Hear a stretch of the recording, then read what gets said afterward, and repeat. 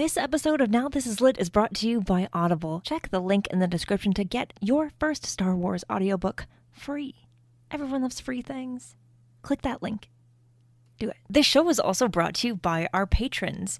If you want to support the show in a different way, with just $1 a month, you can join our Patreon at patreon.com/StarWarsLitPod. You can get a sticker. You can get access to an exclusive show that we do every month that's wild and chaotic and fun and something you can only get by becoming a member of the Patreon. There'll be so many more perks very, very soon. But for now, do you want a sticker? Do you want a sticker that has a Now This Is Lit logo? Because it's fantastic and I love them. But I also want to give them away because there's just a stack of stickers on my desk. So if you want one, $1 a month. Patreon.com/StarWarsLitPod. A long time ago in a galaxy far, far away.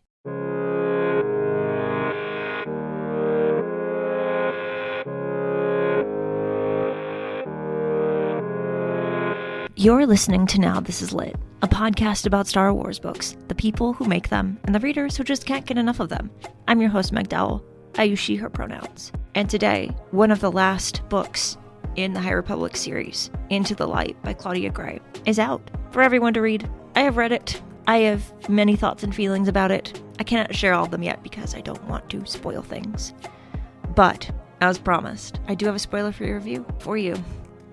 Enjoy and be prepared, as much as any of us can be at this point.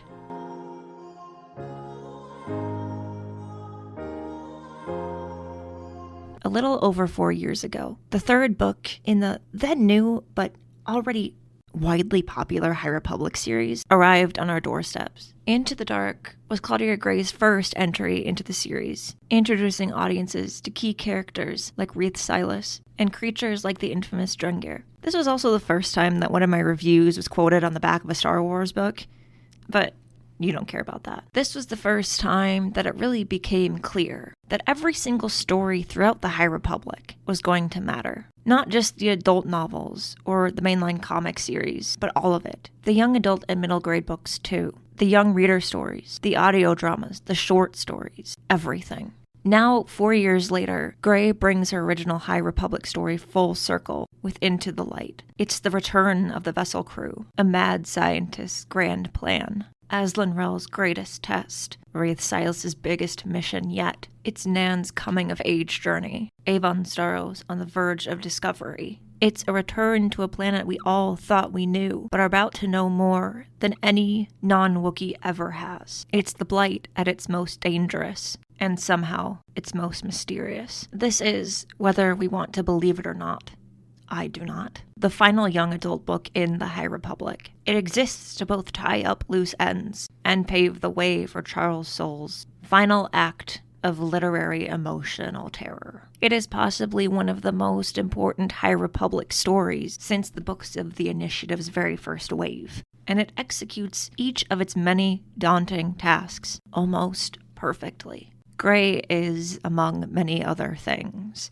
a master of character work at an extremely large, high-stakes scale. Into the Light brings together characters from a handful of other young adult books across the Initiative, forces them to mingle, and begs them to coordinate constructively. In every chapter, someone is wrestling with something, asking another team member for guidance, trying to solve a mystery, wondering what everyone else is thinking at any given moment. Up to this point, I've been hesitant to claim that any Star Wars book, particularly in the High Republic series, is essential reading. It's too late in this game to hold back now. If you do not read this book before Trials of the Jedi, I, at the time of writing this review, strongly believe you will not be able to appreciate the endgame level finale we are all desperately trying, and likely failing, to prepare ourselves for. It directly and deliberately sets up the story Soule is tasked with telling, particularly when it comes to Marchion Ro's current state of mind and possibly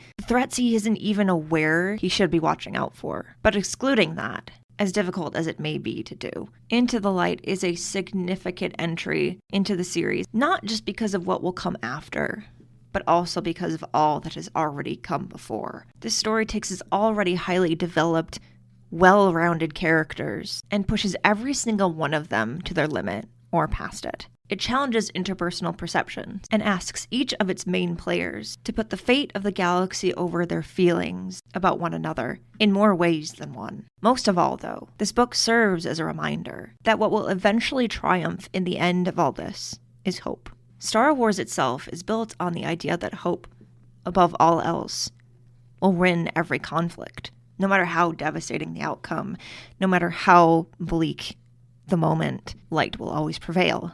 It might even be eventually all that remains. Claudia Gray's storytelling capabilities are unmatched. This has not changed from the moment her stories in this universe began. I've encountered few other Star Wars writers who can leave me both in awe and in mourning this intensely. How a book can be so beautifully crafted, and yet simultaneously so powerfully heartbreaking, is a phenomenon I will continue to study in her work long after the High Republic ends, inside of Star Wars and outside of it. If you plan on reading this book, and I genuinely hope that you do, know going into it that it is unlike any High Republic book you have yet experienced. It somehow reaches a depth we haven't had the privilege of witnessing until now. It is a story meant to move you, a narrative built to leave you questioning much and yearning for more. It may not be the end of this era, but it is the end of something extraordinary. It is, I am not hesitant to say, a book that has raised the bar for what the best of the High Republic can be. Gray began her High Republic journey with a spark,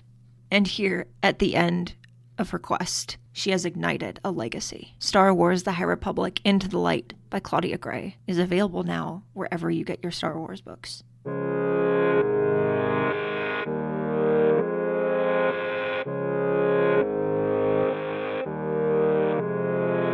Now This Is Lit is part of the Faraway Fandom Network. It is produced by Devor Montum and written, hosted, and edited by me. Jose Jimenez designed our podcast art. You can keep up with the show on Substack and Now This Is Lit, and find the show wherever you get your podcasts. There are so many ways you can support the show, and all of those ways are linked in the show description. The newest way is to become a member of our Patreon. For $1 a month, you can get access to an exclusive show and a sticker. And if we get 500 people to support the Patreon per month, I can hire an editor. That would be great for me, and maybe for you too. So if you'd like to support the show with just $1 a month, you can do it that way. Or you can just keep listening and sharing the episodes. That is also helpful, and I appreciate it. For more book reviews and Star Wars Book Celebration, follow Star Wars Book Reviews on Instagram and TikTok.